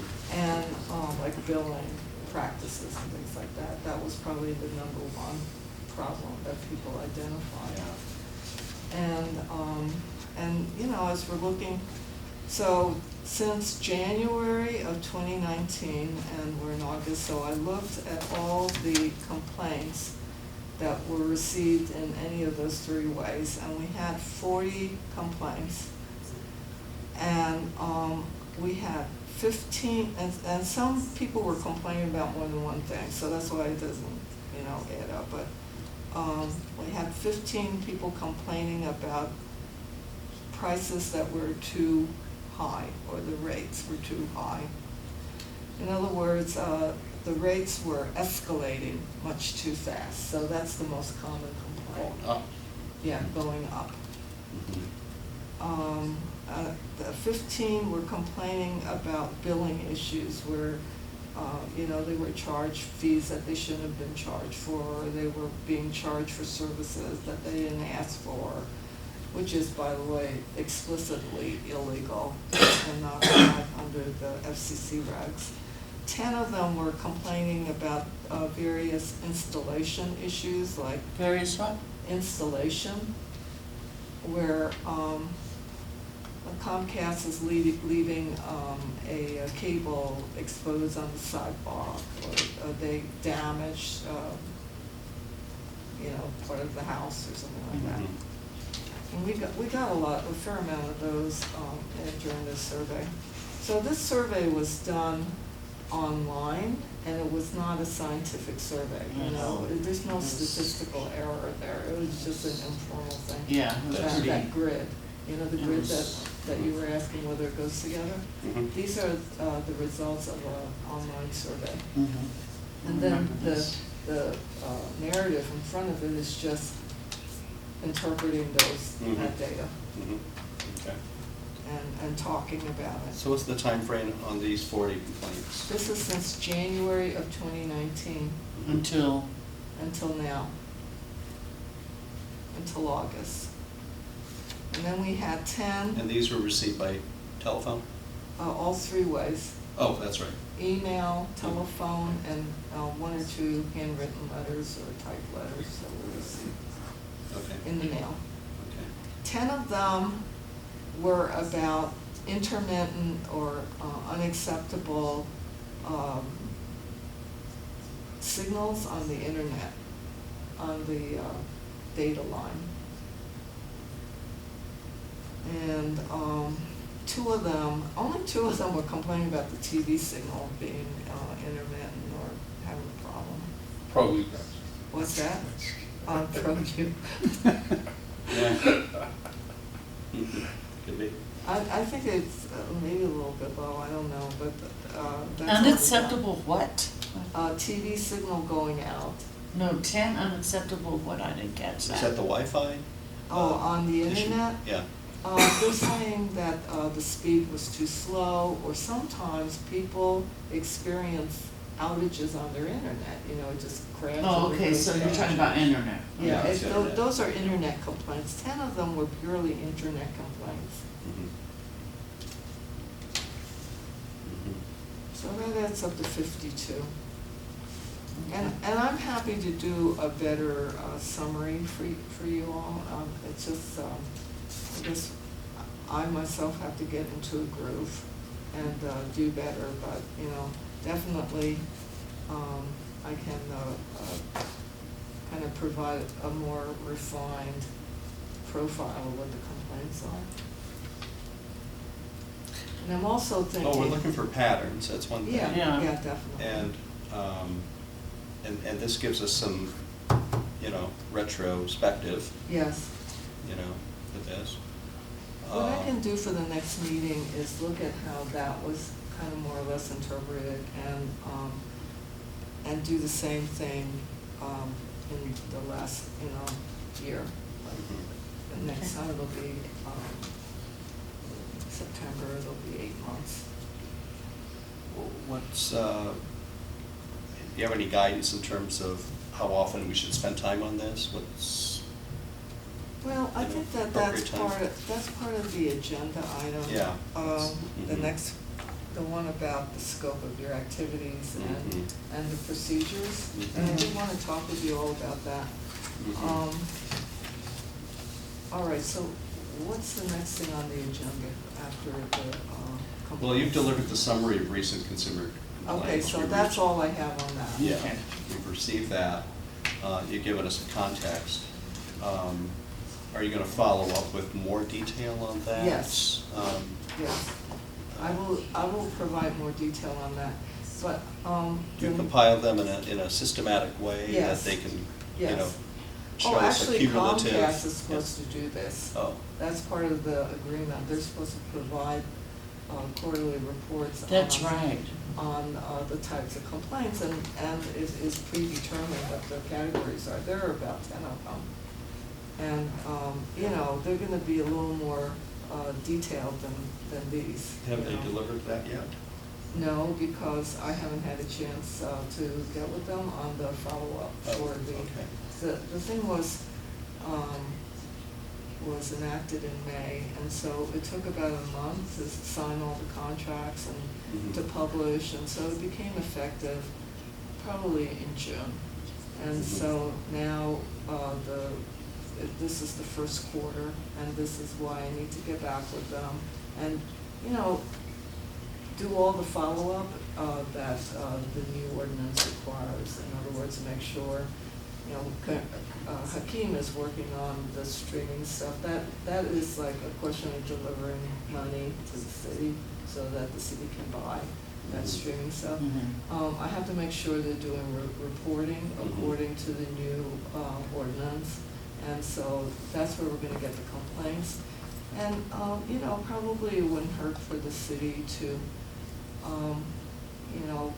so those are two complaint systems, so there are complaints that go to Comcast. Right. Mhm. And they're gonna keep track of those and report on the, report form that's included in the new ordinance, but, the complaints that I'm reporting are the ones that go to the city, so they're gonna be two sets of complaints, Right. and we're gonna be checking both of them. Mhm. And the complaints they will share with us will be only about cable. Correct, It won't be about the internet. no, From them, From okay, them. yeah. yeah. So, then I wanted to, talk with you all about, the members, about, your role. And, so there's the ordinance, which is this, right? 13521. And this is outdated, and I actually have a draft, which I didn't bring, but I had worked on it during the negotiations, that updates this, so it reflects what the cable board Right. is currently doing. Obviously, cable board no longer has the authority to regulate basic tier rates, because FCC said the city governments can't do that if there's effective competition. Mhm. So we have to say, whenever the city is allowed to do that, then this is the process.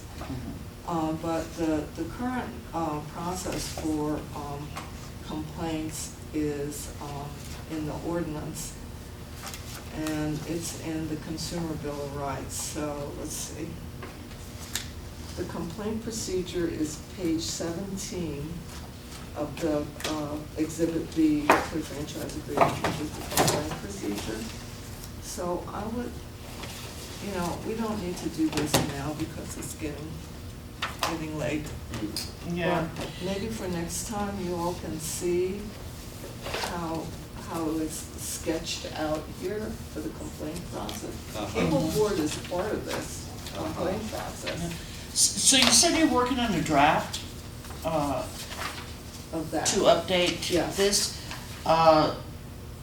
If you can have a draft, send us a draft prior so we can look at it and stuff, and then that way we can give you recommendations, or if we, whatever, that way we can And then you just. can probably segue from there to the, your procedures. Right. You know what I'm saying? And because to be honest, I haven't even looked at these procedures. I'm sure they're outdated, but these are the procedures for, the cable board. Yeah. So yeah. we would start from here, which is part of the ordinance, of the claim procedure and Right. Consumer Bill of You're Rights. talking about this one, right? Yeah. Yes. And then, so then you have to think about, like, how often do you want to meet? What kind of forum do you want to provide the consumers? And then we need to talk with Matt Mays and the DTI. He's called the social media engagement technical expert. Who's this? Matt Mays. Matt Mays is this social media involvement expert, or digital involvement expert. Anyway. He's in what office? He's in the Department of Technology and Innovation. I want to talk with him, and maybe, you all are welcome to come here and meet with him and talk with him about how to get the word out to the consumers that they should come here. And then, of course, we have to tell Comcast to come here. Mhm. Okay. So those are the sketching. This is sketching, that's high level, and you all might want to look at the Consumer Bill of Rights. I'll send you my draft of I did fix the cable board ordinance in my mind to somehow align better with this, Mm-hmm. but you all should give me your ideas and your comments, and I'll fix it before the next Okay. meeting. And then the last thing that you would look at is the procedures, and Right. see how you want to align this with. Our procedures and then the scope of our advisory activities. Yes. Mhm. Okay. Well, it sounds like the biggest adjustment to the scope of activities is what we just discussed. We with just discussed Hakeem, doing this, yeah. And that is to carry out some functions as a advisory committee, the city's cultural services department. So how often do you want them to come, to every meeting? I'm going to talk with them about that. Well, I think, I would think at the next meeting, Mhm. and hopefully Brian's here, Mhm. we have this discussion. I think we had Hakeem here, we got his Mhm. vision, but we didn't really discuss it. Yeah. We didn't really act on it. Yeah, and I think it's really important. I know that we've set up, just to meet, once a month until October. I think one of the complaints that I heard when I was upstairs, I was here, this is upstairs. You're on the ninth floor. I said upstairs, I am on the ninth floor. I think one of the complaints that we heard a lot was that the cable board, one, it wasn't functioning, first of all. And two, when they did function, they were, it was like, when do they meet, kind of thing. And I think we're looking, for those of you who weren't here, we said we would meet every month until October and then maybe go back. But I think with this new role into terms, especially the public access channels issue is so important, and it looks like the city, they're trying to figure out how to do it as well. Everybody's trying to figure out how to do it and do it well. And I think that we need to be part of that conversation. So I think we need to consider that we need to meet monthly. And so that's when we can deal with those issues. And I make agree sure, with that. we get reports. I'm sorry? I agree with that, because that way there's more transparency. Sometimes, over waiting over 2 or 3 months, you forget what you did 3 months ago. Right now, I know, quote unquote, has some big issues, and so does ProView Networks, and we've been here, and so we want to be able to voice our opinion, and also we want good for the city, okay? Right. We want these channels to be good. Mhm. So, and without your help, I really appreciate your candidness, and Jane and I've worked together for I don't know, what, 4 years now, Jane, or so, and I know how hard she works, and there's just some, and I'm just gonna use the word transparency and leave it at that. And if there's more transparency, you know, I mean, here's one, why can't we use that PEG money to get equipment right now when the city is being ran by my equipment right now? Okay, those channels are up because of ProView Networks. They can't, and you know, what has been told to me is that there's equipment in this room downstairs that has been returned, but they won't let anybody use it until the audit is done. I mean, that doesn't make sense to me. I mean, when there's a TriCaster down there that can take my TriCaster out, you know, the wear and tear. Now, my TriCaster's been there for 6 months now. We've been running the channel actually we've been running 3 channels if you really want to be, you know, with it. So that's why I would love for it to be a month thing, because my equipment's going to wear out. And what's going to happen? Then it already went out for 4 days. It took me 4 days just to get the channel up with nobody pointing the fingers the way it is right now. Yeah, yeah. And there's money. There's you know, $1 million there. Just you know. Yeah, that was kind of. Like, whoa. It's not like it's you know, and everybody's Replacement value. you know, like I said, and we've discussed things while I'm on the deal, is that for each channel, and Jane and I have discussed this, that, you know, there should be an X amount of money per channel per year, okay? Therefore, you're not coming in and trying to go get one big order every 4 or 5 years, and that's what's happened in the past. So those are just, you know, you got me going a little bit, so I just want to make sure that.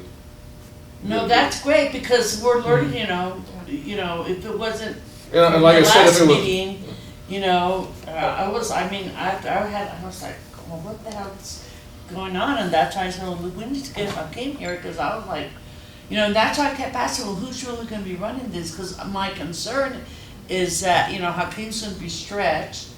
And I said, well, and then they're going to have Diego, and I'm like, I like Diego, and I think what he does, he runs the government channel well. But is he the person to run this operation? This isn't a small operation. I've sent Diego a number of emails. I've had one response from an email. And so and back to the word transparency, you know, being able to, you know, and I'm not gonna, like I said last time, I don't want to beat the city up. I don't, you know, I'm happy. I mean, I'm glad for where we're at. ProView's. I'm not exactly happy. Okay, I don't know that I ever will be happy until I get what I want. But I'm just saying, I want to move forward, but we can't move forward unless we're all informed. And I think that's the complaint of everybody that's, you know, in this room right now. We have equipment. Why can't it be used? Right. Okay, and the answer is that what I was told is that they're waiting for an audit to be done. Well, we know what the equipment is. Can we check that equipment out and let people use it? Well, you know, you've got a new board.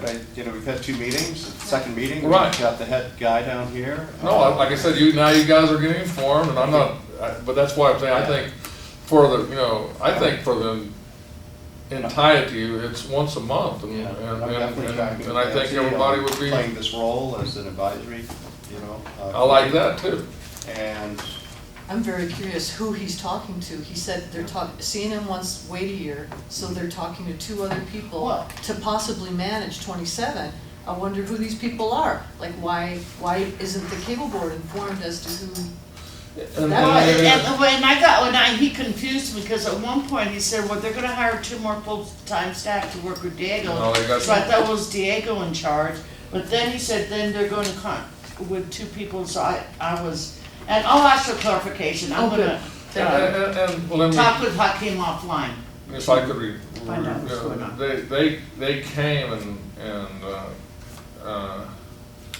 brought a group of people, and I don't want to bring, like you said, bring them, but the people that they brought were basically a direct competitor of ProView Networks, okay, to run cable access.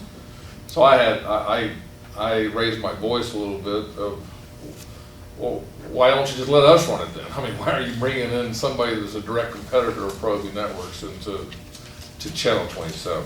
And that's why. Right, for child's sake, that one's still kind of, I But that's my wanna question. know more about that. Who Because it are wasn't they making gonna sense to me, but we'll see. Yeah, And I actually was going to propose on Friday to the city, because I have tapped into information systems, a management information systems that actually works with managing public access stations, that manages certifications, trainings, equipment reservations, scheduling, checkout, studio use, things of that nature. And that's a big deal, like quote unquote, when quote unquote really flew and was able to do all the things it did, it was because of the management information systems and the database that I implemented. So I have found another brand new system that can be accessed online, and so I actually wanted to propose to the city, if this is something that, like, if I'm working with other content providers like ProViews, who might be managing equipment or using equipment, if we can train people so that once they decide who to give the contract to public access to, well, there's already a group of people that are already trained and willing and ready and willing to go, and there doesn't have to be additional delay until they go through whoever they've decided to become trained to use their equipment. So that was gonna be my proposal, was I know that quote unquote, we would like to support the management information systems side of things, but also work with other content providers to develop training so that people can already start getting trained, because we have former producers that know how to use a TriCaster. You know, we have a former producer here who is doing this and gonna put this content online, and they know how to use TriCasters. So knowing, reaching out to past producers to say, hey, let's refresh your skills and catch you. You already know how to do a TV studio show. Here's how you use a TriCaster, the basic of TriCasters. Have different levels of TriCaster production, so that way, level 1 TriCaster, brand new, maybe they have staff oversight while they're in the studio. The level 3 TriCaster, like, they've had enough experience that maybe they can go check out equipment and do their production in a remote studio setting or remote field production setting. But, working with the city to provide that access until they figure out what they're doing and supporting them in that right, you're way. ProView. I'm ProView Networks. Okay, yeah, Yes. what was your name again? Steve Davis. Steve. And I haven't So, talked with him yeah, about it, and 'cause this I is don't- what I'm saying, I think you guys, and I hope what we can do is be an avenue where you guys come here and talk, and maybe, a proposal to the city will be, why don't we get the current folks who are doing this work and create a little, I hate to say create another committee kind of thing, but creating a space where you guys get to it, and it's in the spirit of helping to ensure that And we have this is, invaluable experience, Nancy. bringing that We experience trained- together, right? We trained 9,000 And- people over 30 years. Right.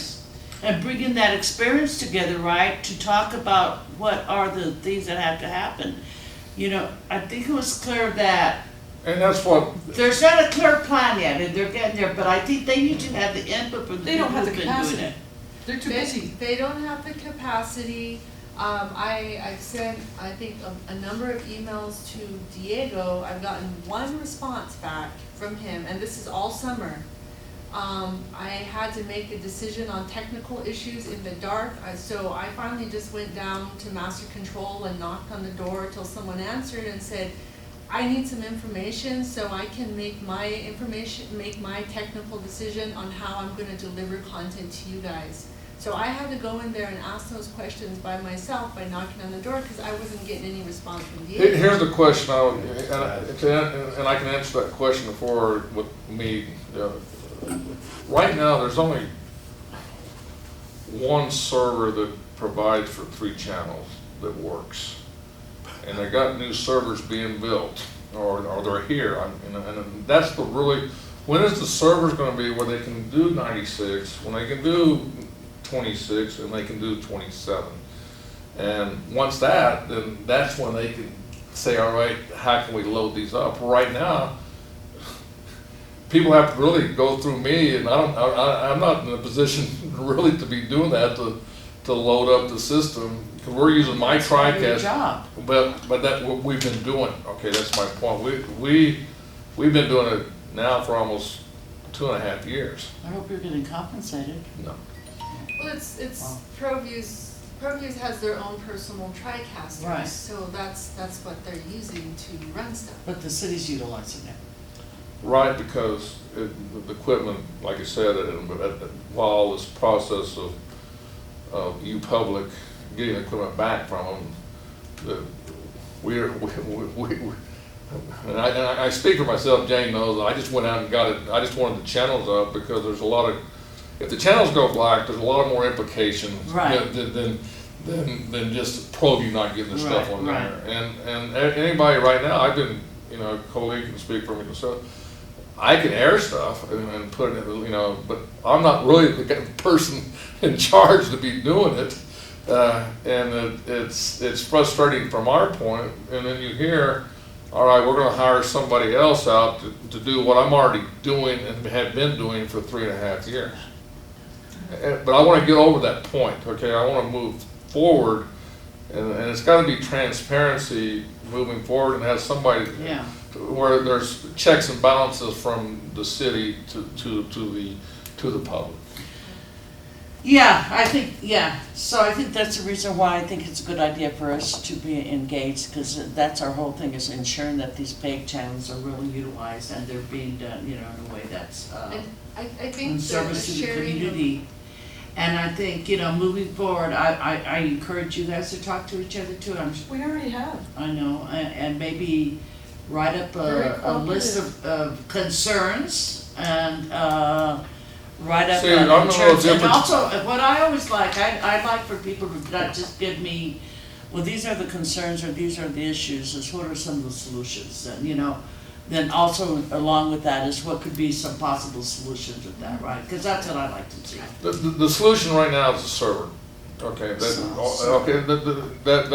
then there's 3 channels. Right now, there's not 3 channels. If you look at Comcast channel 26, I'm on all 3 channels. I mean, if you look at 26, 27, 96, It's the same concept. ProView is on all 3 channels.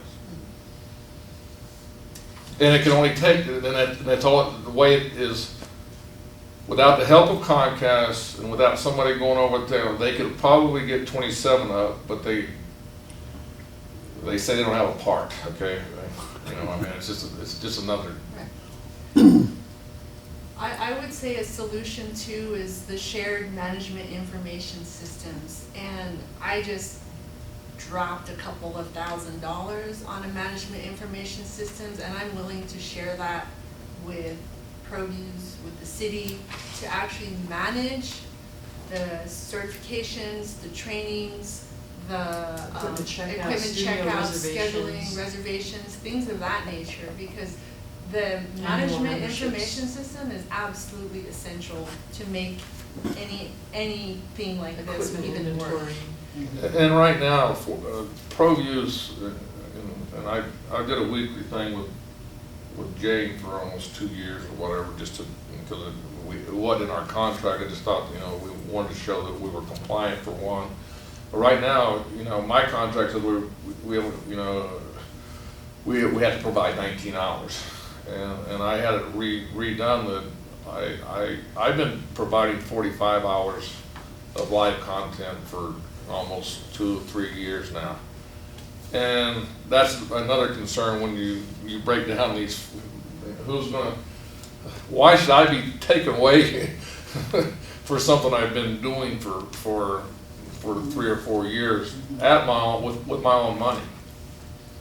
Now, you can also ask the question, why am I doing that? Well, it is because the community is behind sports. You may not like ProView Networks, but they are about, the community. Sports, local the sports, local yeah. High sports. school Huge. sports, Yeah, the yeah, parents. college sports, yeah.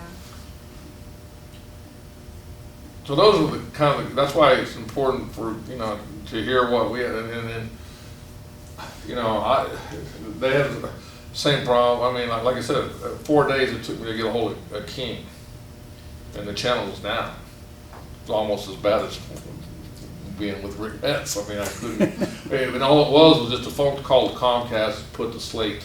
I know how to do it, but I don't have the authority to talk to, Comcast won't talk to me, because I don't have the Right, authority. Right. Well, clearly there's some operational issues. And they know it, Yeah. because they are overextended. Yeah. Right, right. But we can, I think this board at least can give you more surface area.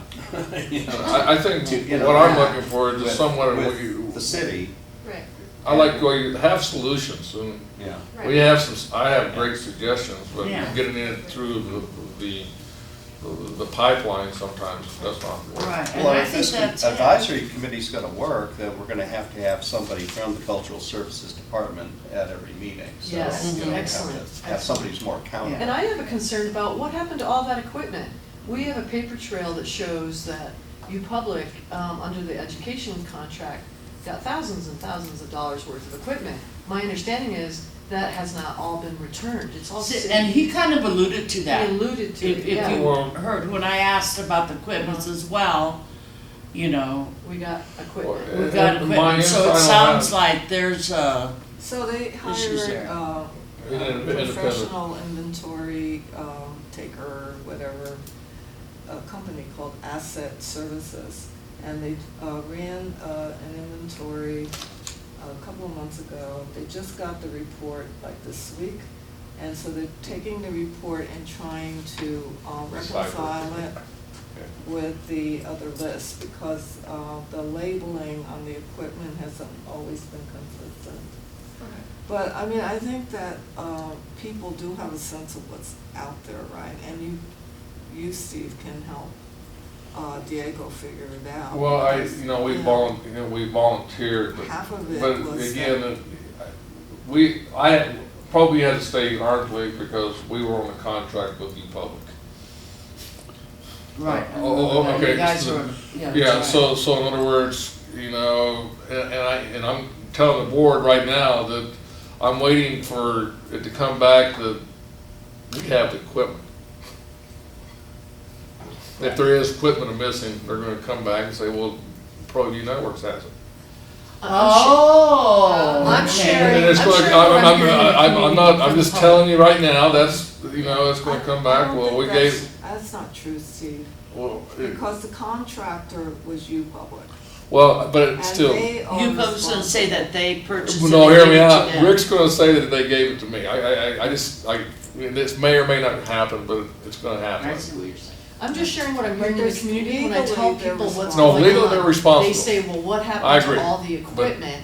Because I say, well, we've gotten the education channel and the settlement, but with no money, no studio, no equipment. And they're like, well, what happened to all the equipment Yeah. that UPublic had? And which they only made Well, one show. apparently that's being, like Jane said. Like I said, that's gonna That's in take the some works. while to So figure out. that's in the works, so let's, Mhm. let's, give it time to see how that, shakes out, right? Right. I'm really glad you guys are here. Thank you very much. But I want to say there's a history.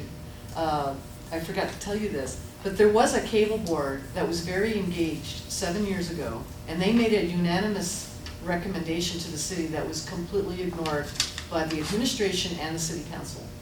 Because they recommended that quote-unquote get their contract renewed, and instead the city council did not veto the Mayor Barry going with UPublic, which was a No, fiasco. I'm aware of that, Fiasco. I was here when that was happening. Yeah. So, no, I'm aware. I had a folder like that I got from folks, and stuff like that. But there was nothing the council could do because, there was nothing that some members of the council couldn't do because there was not a majority and because the administration was really tough in terms of trying to, figure it out. And the cable So, board members resigned after that, Yeah, because they were like, well, why are we wasting our time? no. If our recommendation is no, just I- gonna I- be dismissed, yeah. No, I'm aware of that, Yeah. I'm truly aware of that. Could I just offer one more solution? I feel like educational access, like because of the very nature of it, that it's an opportunity for training to occur for public access producers until the city gets its ducks in a row, and even after the city decides whoever it's gonna give the contract to. I feel like it can still be a tool for producers to not only learn and air their content, but also in working with educational institutions and indigenous tribes to even help the city and the state meet its obligation in the Yazzie versus Martinez case to support education and to support especially the provision of educational tools to Native American communities, including the Albuquerque urban Indian community, because I feel like a big reason, a lot of reasons why people have issues is because they don't have a voice. So finding a way to tap into that, not only for indigenous peoples, but also the education. You know, education can happen by process as well as output. Mhm. So the content that a student creates, the content that a public access producer creates while they're learning, that can be, educational access can be through process as well as output. And so that's a really amazing thing, I believe, about educational access. It's very powerful. Yeah, of course, and I think the other thing, and I think Hakeem, but I would really encourage you all to, if you aren't already, is that you're looking at possible grants that you can apply for and stuff like that. Yes, oh yes. Actively do And that. you might want to write a grant to Comcast. Comcast? Yes. Do they have foundation money? Comcast has money. You I should didn't know that. I consider. didn't know that. Okay. You should consider, having. Why not? Write it. Just be so right. Now she's getting me excited, we're talking about content. I've talked You to a should have a former meeting producer. with their I talked to a former community producer relations who's person, Erin disabled. Bilfalato, Okay, who okay. used to be We'll with the talk. administration, Erin, and But- she's their community relations person. But I So talked to a her. former producer who's disabled, she wants to get her show about disabilities back on the air, And we were one of only 2 public access stations in the country that had a show hosted and crewed by folks with disabilities about disabilities. We're Right. really eager to get that back on the air. So I'm just saying, that's a, and then for ProView, And then I want to, ProView still, it's not all a sports channel now, so we diversified too. So we actually in the process of, we have 7 new shows Okay. that are not sports orientated. Wow. I know. We're gonna- I think. Yeah, we I have think a- Hakeem we have- kinda maybe raised more questions. Okay, so, Look, we're gonna read the public wrap up, comment 'cause- portion. Sure. Well, I was just wanting to say, I signed up for public comment, I didn't get to make it, but I think, Oh. I think, my name's Carlos Barros, I'm just part of the public. I think Hakeem being here today might have raised more questions than maybe provided answers in some areas. So, I don't know, because I'm not quite sure how these changes within public, the community, what is it, cultural services, how the changes that are being implemented and suggested by the administration, how are they being approved by either the cable board or by the public, who they directly impact and who should have input? He was bringing up a lot of changes that are being made. These are- The administration's running the department, so, Right. that's a mayor thing. and those are the discussion we're having with Right. Hakeem. And we ask questions, we ask more questions that he has to, and so I think they know now that, we're gonna be engaged Right. and that we're gonna be looking at, what kind of, cause that's why I kept asking, are you gonna do it? I mean, who's There's no gonna do it? I mean, it's like, Right, because what I was thinking is the 300,000 that used to be paid to quote unquote to do 26 and 27 also included the training and the administration of the studios and the facilitation of programming and training. Now they're talking about the 300,000 going to 26 and 27 with additional funds going to CNM to facilitate 27 and access to the studio. So it sounds like it's actually grown, where before with the single out, the RFP winner, all that was under one organization, and yeah, maybe one organization had access to it, but that's the same time, one organization is accountable. Right now, you're gonna have cultural services, you're gonna have contractors, you're gonna have nonprofit organizations. There's so many different bits and pieces now that are gonna be accountable. It's really kind of hard to see. Everyone's gonna be pointing fingers at each other is kind of what I see. It's still organized by channel. I mean, it seems. Yeah, it's organized by channels, and all cultural services is going to be ultimately responsible for it. And we are going to be the advisory board for that. We don't have any power. Our role is to advise, You don't have any power, but you have the people will listen to you. It But sounds like there's we a can difference. influence. huh? People will It sounds listen like to we you. can influence. Right. So it's not- you, I mean, You you got have a Hakeem voice. here, Yeah. that was good. Yeah. We learned a lot Yeah, tonight. Yeah. We But learned a lot today. but it's I think a all lot Still more a lot of than- questions, soft but power. we still learned a lot. And so there's a lot more to learn, and I think there's a lot more to, get moving, and that's what I raised, and we really want. Thank you guys. Thank you. Appreciate We'll that. just The be monthly meeting's not and over keep yet, trucking. and so, I gotta- Right? we have to Keep make trucking. decisions. Okay, so to close things out, Jane, we're going to, so, thank you for public comment. So- You want to set, meeting times, and then, I have notes on the Well, we have the next agenda. meeting, We're having the next meeting, September 24th. Yeah, October 20. Do you mean planning beyond October at this point? Yeah, November and December, because when we do these things, Yeah. we can, post it on the website so Uh-huh. people can plan ahead of time. Okay. But if Gotcha. you're not ready, then we can do that next time, because we have 2 more meetings. So I think we're in basic agreement with, we'll continue with the monthly meetings. It's just the fourth Tuesday thing doesn't work. Oh, I think Yeah, that's, after October, the fourth Tuesday didn't work, right? yeah, because of the holidays. 3, 4. And I think it's gonna be important, at least in November. Well, November 26th, I guess Once a technically month. could work. No, we're looking at the Okay, you want me to holidays. say that? Yeah, it's Well, the I end of don't the know. year. It's End of the Yes. year, and, Yeah, see, things November bogged down at the end of the 26th, month. Do you want me to say November 26th then? It's Yeah. 3 days before Thanksgiving. it's 3 days, That's it. Yeah. it's a day before Thanksgiving. 2 days. 2 days before. Oh, 2 days. Oh, as long as it's 2 days before, I'm good. Yeah. Can't be on Wednesday before Thanksgiving. Yeah, no, that'd be crazy. Gotta cook. I think Yeah. that it keeps it on the 4th. Yeah. So, what is it, November 26th? But there's no way we're gonna meet I would try. December 24th. Yeah. We can't meet the 24th. I mean, we could move that up to the 17th if you want. I think what I would say is let's skip December and then. Just skips December, no Okay, reason? I'll put no meeting. Okay. That would So be- no meeting in December, guys, sorry.